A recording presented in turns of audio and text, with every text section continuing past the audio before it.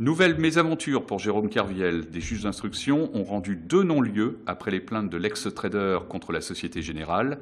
Le Finistérien avait déposé plainte contre la banque pour subornation de témoins et pour escroquerie au jugement et faux et usage de faux.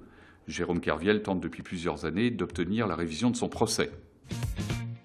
Un requin inoffensif, mais voleur. 2 plaisanciers se sont fait chipper un lieu jaune par un requin taupe au large de l'île de Bas. L'un d'entre eux, équipé d'une caméra étanche, a filmé toute la scène. Le requin taupe était un habitué des lieux il y a une vingtaine d'années. Il pourrait profiter des mesures de protection prises en sa faveur pour opérer son retour. Le kilt n'est pas obligatoire, mais c'est bien l'Écosse, la vedette du Festival interceltique de Lorient, qui va battre la mesure jusqu'au 13 août. De grandes retrouvailles, puisque les Écossais étaient déjà les invités d'honneur en 1996 et en 2007. 200 artistes sont les têtes d'affiche d'un programme riche aussi du concours des Bagadous, demain, et de la grande parade de dimanche.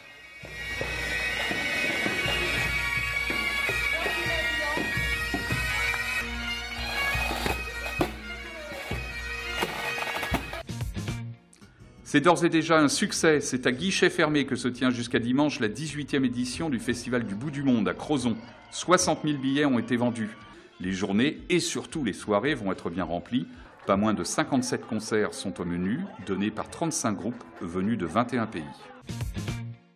Neymar, star à Guingamp, la nouvelle pépite brésilienne du PSG a bousculé le club d'en avant. Toutes les places disponibles pour la rencontre entre les Guingampais et les Parisiens le 13 août prochain ont été vendues en quelques heures.